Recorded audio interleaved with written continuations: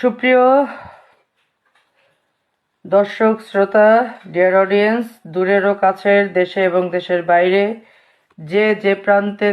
যে প্রান্ত থেকে আজকে আমার এই কন্টেন্টটি দেখছেন, সকলকে জানাচ্ছি ঈদ মোবারক, ঈদ মোবারক, ঈদ মোবারক। পবিত্র মাহে রামাদান, দীর্ঘ এক মাস কঠোর সিয়াম সাধনার মধ্য দিয়ে মুসলমানরা আজকে এই দিনটি পেয়েছে, বা আগামীকাল সেই কাঙ্ক্ষিত দিন, আজকে চাঁদ রাত। তো আমার কাছে কেন যেন ছোটবেলা থেকেই ঈদের দিনের থেকে চাঁদ রাত বেশি পছন্দ, কারণ ঈদের দিন আসলে তো মনে হইতো যে ঈদ চলে যাবে, ঈদ তো আজকে চলে যাবে, কিন্তু আজকে রাতের এক্সাইটমেন্টটা ছোটবেলা থেকেই খুব অন্যরকম। এবং আমার ছোটবেলায় চাঁদ দেখার কিন্তু একটা কমিটি ছিল, আমার আলাদা করে একটা সেট আপ ছিল। আমরা মাচাং তৈরি করতাম উঁচু করে, মানে উঁচুতে বসে চাঁদ দেখার জন্য। সেই সব স্মৃতি আজকে অনেক বেশি মনে পড়তেছে, অনেক বেশি স্মরণ করছি শ্রদ্ধা ভরে মরহুম দাদুকে, চাচাদেরকে, আর যার কথা আসলে বলতে চাচ্ছি না মুখ দিয়ে, অডিয়েন্সের সামনে কাদাটা আসলে তো কোনো ম্যাচিউর প্রফেশনালিজম না, আমার আব্বা। তো আসলেই কি মানুষের শৈশবটা অনেক বেশি মূল্যবান।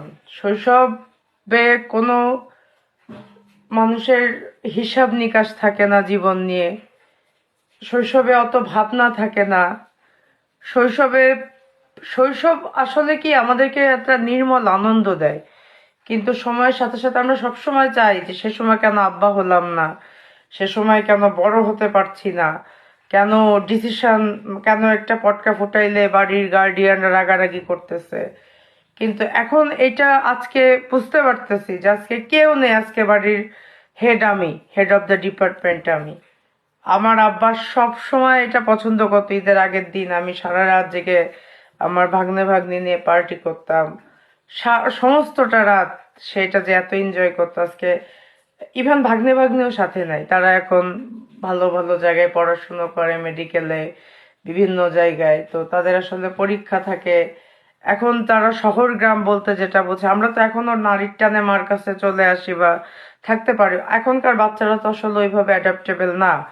তো এই জিনিসগুলা এত বেশি মিস করতেছি যে আনন্দ থেকে মনে হয় বেদনাটাই বেশি ভারাক্রান্ত আসলে হৃদয়টা। তারপরেও দুঃখের কথা বলবো না, ঈদ উল ফিতর সবার জীবনে আনন্দ নিয়ে আসুক, শুভ বার্তা নিয়ে আসুক। পুরো বিশ্বে যে মুসলমানদের যে পরিস্থিতি আজকে অস্থিতিশীল, হানাহানি, যুদ্ধ, মারামারি, এটা কোনো ধর্মের সাথেই যেন কারো না হয়, এটা যেন খুব দ্রুত বন্ধ হয়ে যায়।